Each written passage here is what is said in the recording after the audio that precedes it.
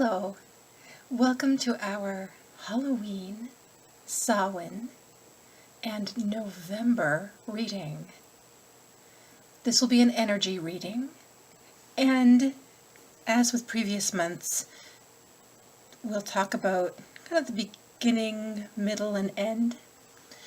And notice that we've brought in an oracle card to represent the middle aspect of November. That surprised me, although why would I be surprised? I don't know. Things change from month to month, right? Different needs.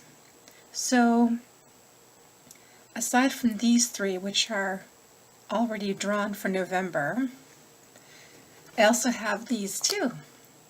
And these are for Samhain. So the first one is actually specifically for Samhain.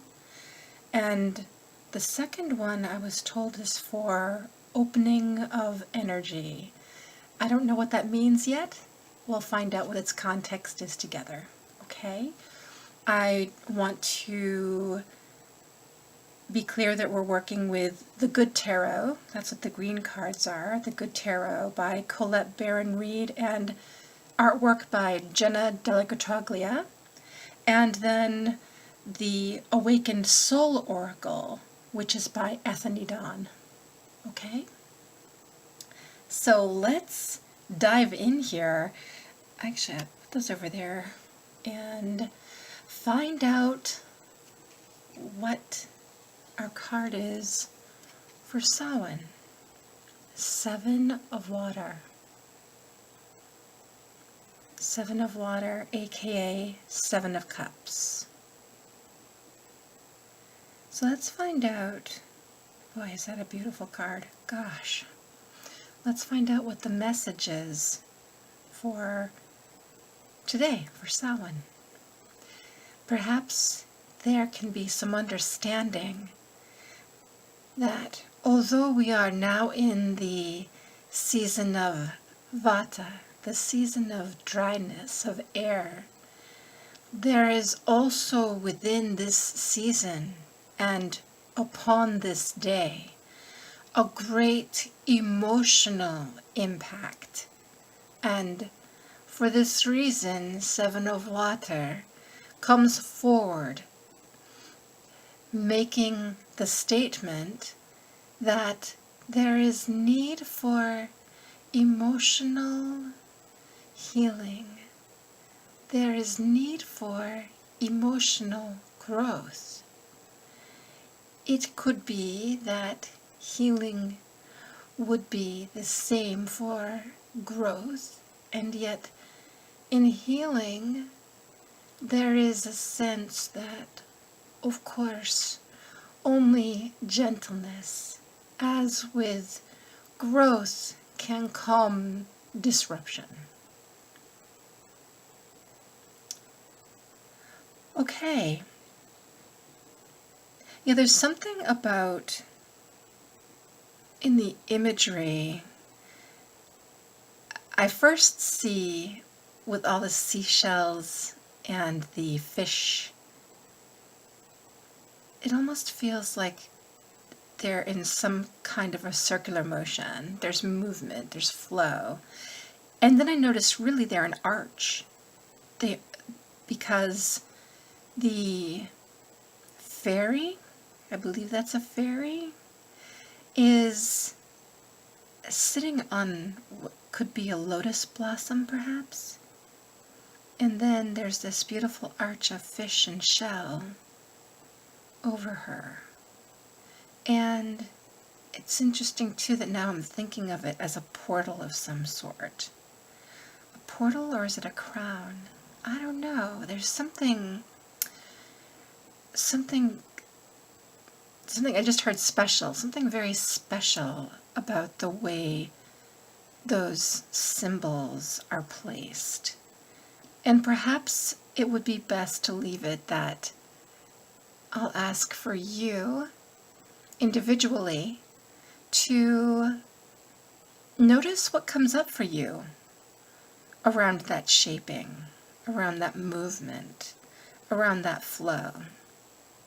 And also on this Samhain Day, this day that honors life and death, that honors light and darkness, as the wheel turns toward winter here in the Northern Hemisphere, that you really honor your emotional needs, honor your emotions, period. Okay? Oh, why? Interesting. Very interesting card for Samhain.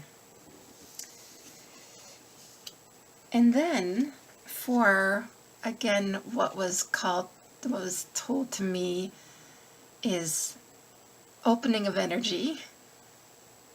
Oh my goodness. We have the sun. And what a powerful and typically quite masculine card, and yet here's this woman holding a bouquet of sunflowers. And her crown maybe is the sun. It's certainly a halo. We would ask for you to be in attention to the way of the sun. The sun rises, the sun sets. The sun rises, the sun sets. This is one manner of being which is constant. Even when clouds come, even when rain or snow comes, the sun rises, the sun sets. So I'm considering what that message means in the scope of opening of energy. So I'm seeing that rather than opening of energy denoting perhaps a new energetic form coming through or a new wave of energy, this feels much more about creating an awareness of the energy of the sun's movement, the sun's flow. I just heard the sun's forgiveness, which is interesting. When we think of the sun in its natural way of rising and setting every day, like clockwork, even when we can't see it perhaps, it's still there, it's still bringing light, and then it's still going to rest. What could be the equivalent of that within our own daily existence? I think that's the question we need to ask ourselves. Also, we would ask that you wonder, how can you be more as the sun? What impact can you make as the sun also makes? Yeah, that's a bigger question, for sure. Be the light. Be consistent. Be constant.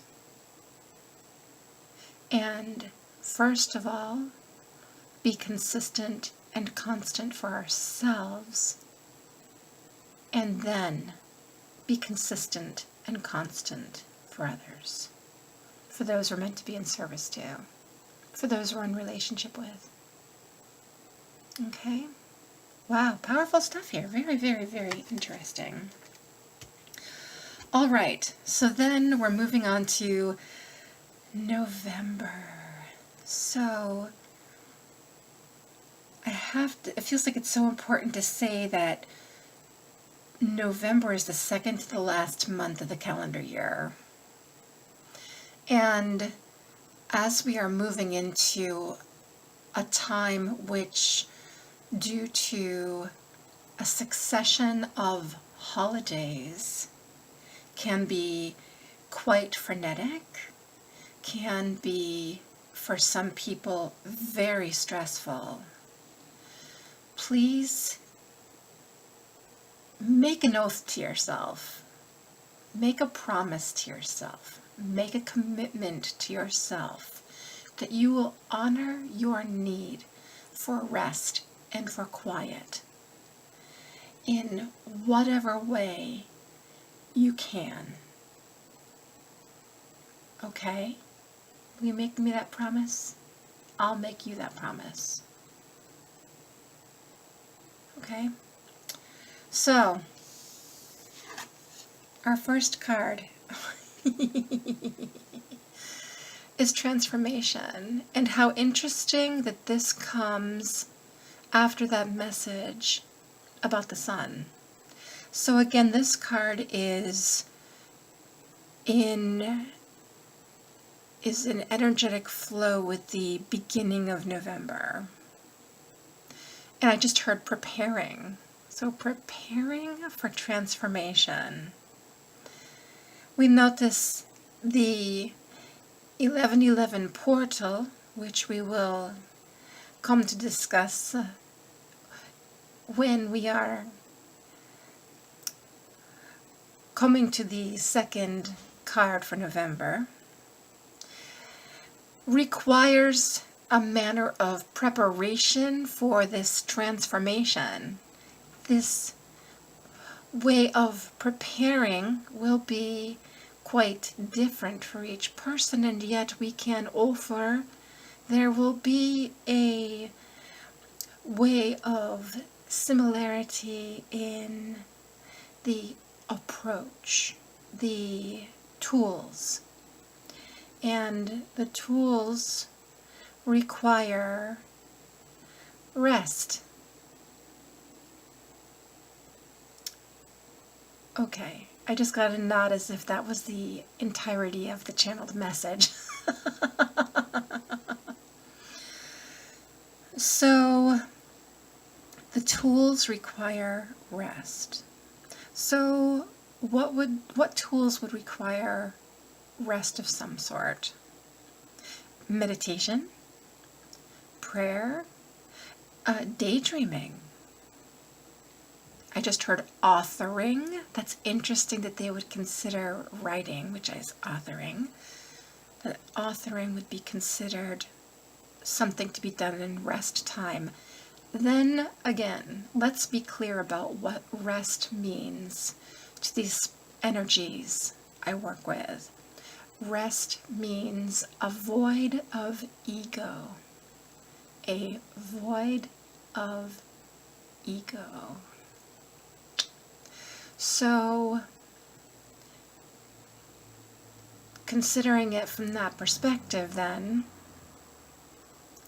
rest is definitely the primary tool here that will assist us in getting out of our own way and permitting our soul energy, our intuitive energies, our spirit guides, our angels, our ancestors, to guide us through this preparation process so that we'll be ready for this transformation, whatever that is. And through that, through using rest as the foundation, we literally make room for the process. Because if we're constantly busy, if we're constantly thinking, overthinking, worrying, fearing, doubting, then there's no room for all of this to come through. I would say that it will eventually, if we don't take the time, eventually we'll come into that space that will prepare us for transformation, and yet it might be slower than necessary. And it might be more quote unquote painful than necessary. It might feel dramatic dramatic, rather than peaceful, rather than exciting, rather than easeful. So, I mean, we have a choice. We always have a choice. But maybe choosing rest will be best. Okay? Oh boy, gee. So this card is for 1111. And here we have sovereignty. And I apologize, by the way, if you can hear the phone ringing in the background. Telemarketers. Oh my goodness gracious. So, sovereignty. What is sovereignty? Sovereignty is reclamation of power. That's an interesting way to put it. That's what I heard. Reclamation of power. Sovereignty itself is power. Sovereignty can be looked at as ruling in a sense. The king or queen of a country is known as the sovereign of the country because they're the ultimate power.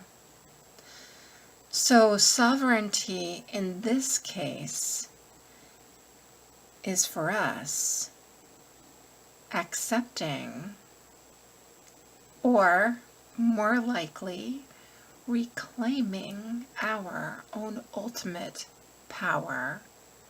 And what is our ultimate power? It's our soul energy, our intuitive abilities, which are, of course, a construct of our soul energy. We notice that we will ask for you to be in your own power, the power which is of your soul, for your soul, by your soul.